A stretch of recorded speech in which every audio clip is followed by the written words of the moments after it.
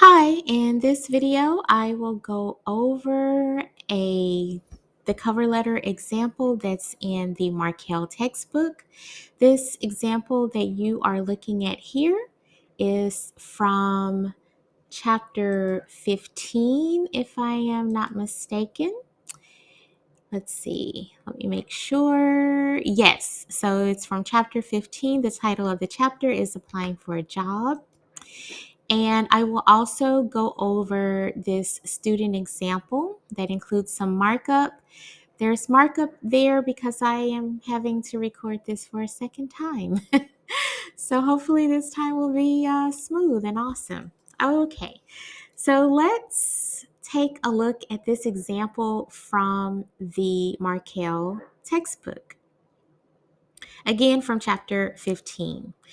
This example includes a letter written by a Karl Oppenheimer, and this writer is one who is about to graduate college soon. So this person does not have a lot of perhaps experience, so they're going to focus on their education. I chose this example because I thought it would be very relevant to a lot of you guys. So starting up here at the top, we have the writer's address and the date.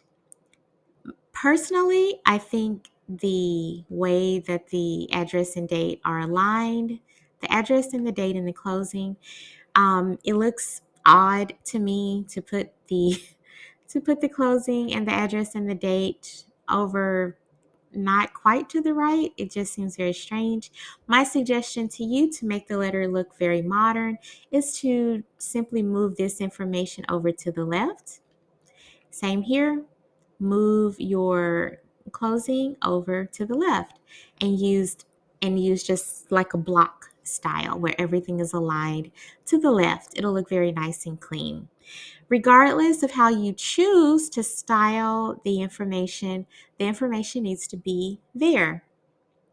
So we need to have the your it doesn't have to be your actual street. You can just put your name and then Houston, Texas, and your zip and the make a return to have this white space.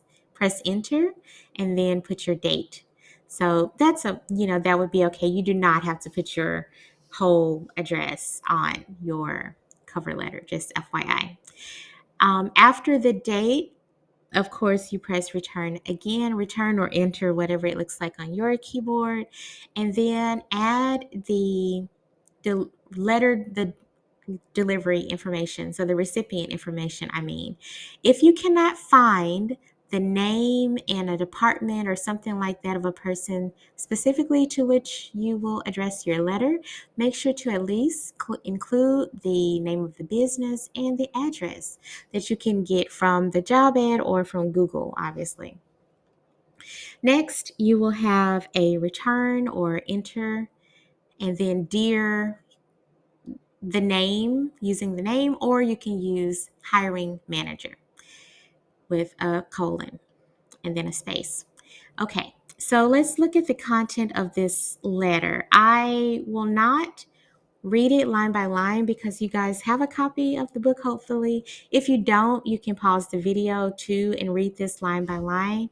Read the content in the letter, and then of course all of the pieces of explanation context text over here on the left.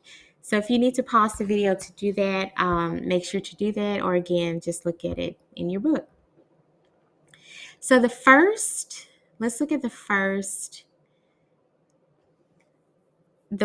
paragraph. So basically the letter is an introductory paragraph, a paragraph about their education, a paragraph about their experience, and then a concluding paragraph. Your letter should be similar. So you do need at least 4 paragraphs or so to include in your letter. The first paragraph on the introduction The introductory paragraph identifies the writer's source of information about the job, identifies the position he's applying for, and states that he wishes to be considered and forecasts the rest of the letter. This letter does a really great job of doing all of this in just a few short lines. It is important to include all of the information that's mentioned here in the introductory paragraph, so the reader has a good idea of what you're going to tell them and how you will be specifically qualified for the position. I would like to point out one thing. This last sentence that says, I believe that my academic training in electrical engineering at Drexel University, along with my experience with the RCA Advanced Technology Laboratory, qualifies me for the position. So please, on your letter, do not just write, I believe that I'm qualified for the position. Make sure to include specific mention of your experience or your education or both that briefly explains why you're qualified for the position. Make sure to include that in your introductory paragraph. Okay, moving on. Just making sure I'm recording this time because I've already done this. Moving on to the second paragraph. In the second paragraph, the writer is focusing on just discussing their education. So take a moment and read this paragraph. You can pause the video right now if you need to. Okay, so let's take a look at the content of this second paragraph.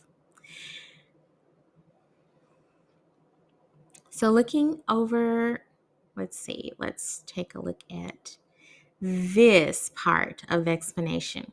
The writer points out that he has taken 2 graduate courses and he discusses his senior design project, which makes him look more like an engineer solving a problem than a recent graduate.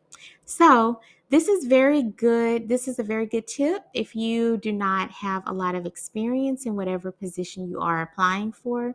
Make sure to include specific details that's related to your education. Don't just write, I will have a master's degree in technical writing from UHD in whatever year. That's not enough. In this example, I have concentrated on digital and computer applications, developing and designing computer and signal processing hardware in 2 graduate level engineering courses. So this person is mentioning the courses that they took and explaining how those courses have prepared them to become a signal processor. So very specific. And there are more specific pieces of information also later in the paragraph. Moving down to the experience section. So this paragraph is about the person's internship. And again, they're not writing, I had an internship at RCA Advanced Technology Laboratory. They're writing about the experience, what they created, what they did, how they assisted others. They're writing all of that in just this very short paragraph. This paragraph is only 3 sentences, but they do a very good job of adding specific information in the paragraph about their internship. So that is my advice to you to do as well.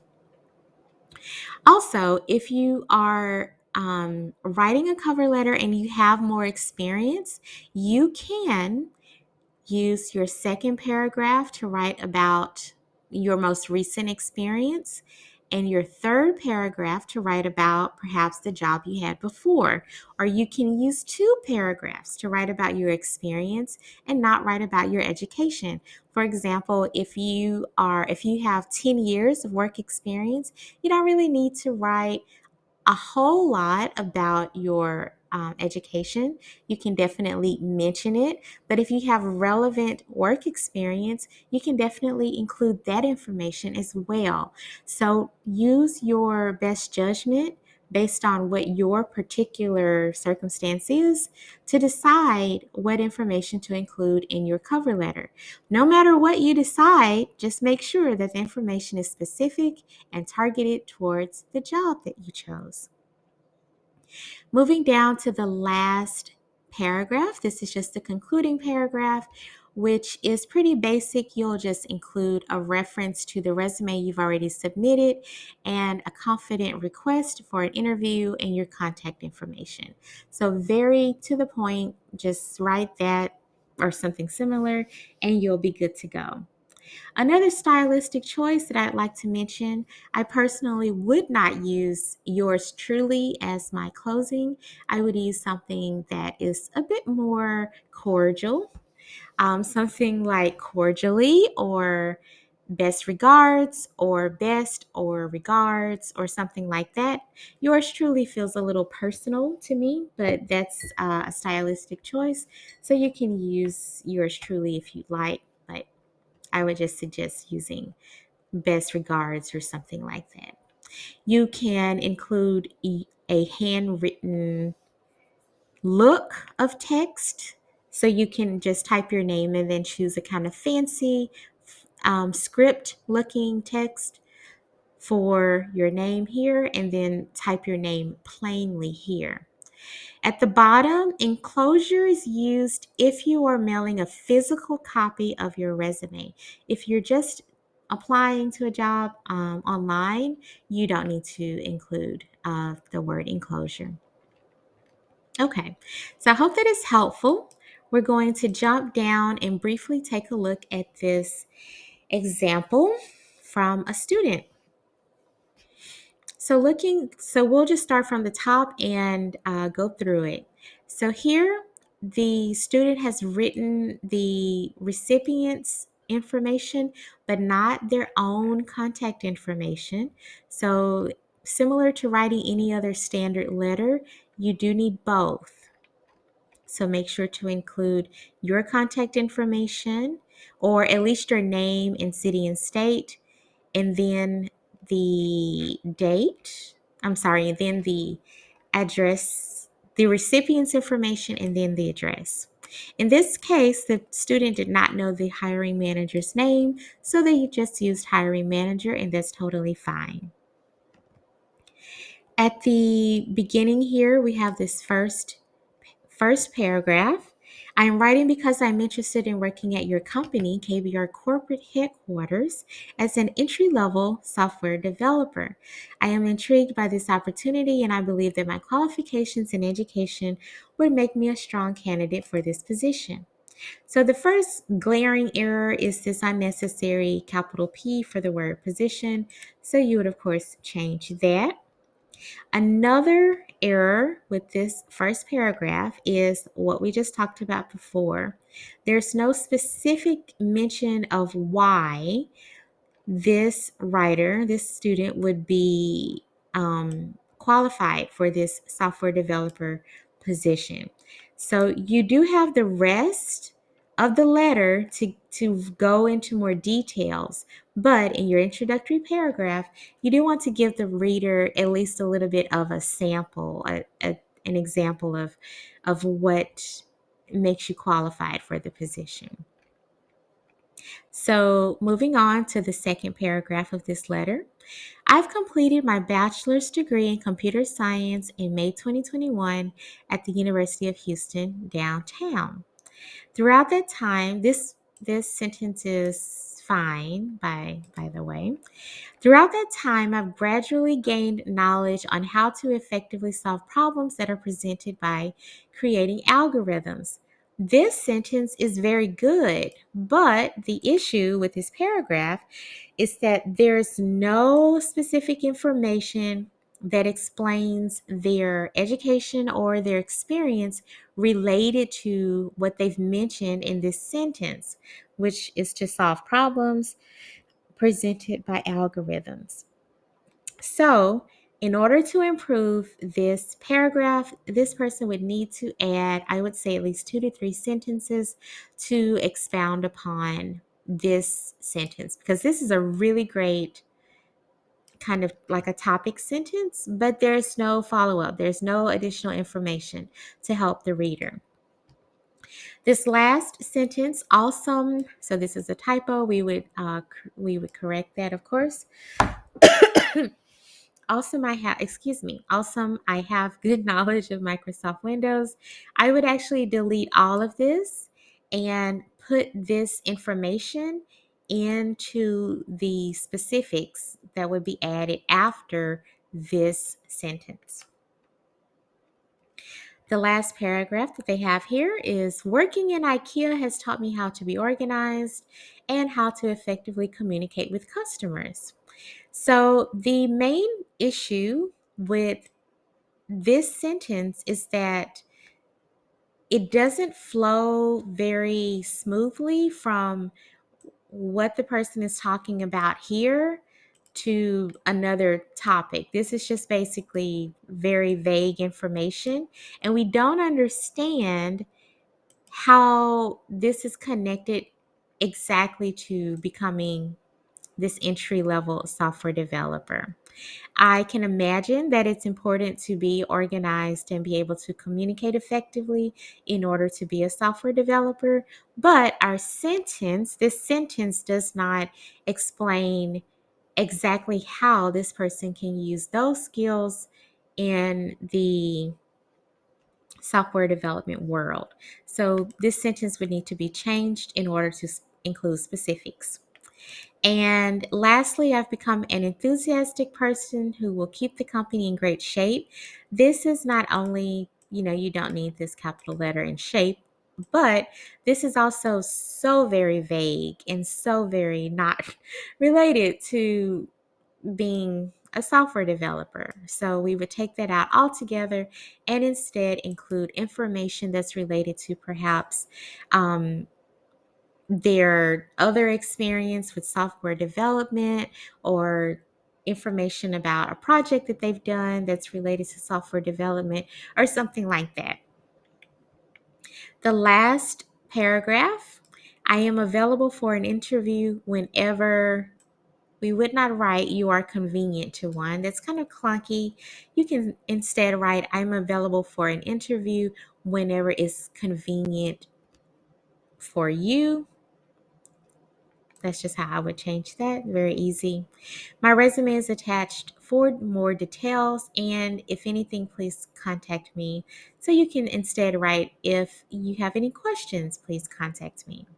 I would also suggest that you add your phone number and your email address, like they show in the example in the book. And ending with thank you for your consideration is very nice. Sincerely is a fine way to end your letter. And then, of course, just your typed name or your typed name plus a stylized version of your name, like in this letter. So, those are my suggestions. That's my walkthrough of the letter from the Markel book. Again, if you need to, pause the video and read both the content and the markup along the side. Or, better yet, please read it from your book that I hope that you have. And that's my walkthrough of how I would change the letter, the sample letter here. So I hope this was all very helpful to you. Please also watch the video that I did about how to improve your resume. If you have any questions, please feel free to email me at dialsin@uhd.edu. Thank you very much for watching. I'll see you in the next video.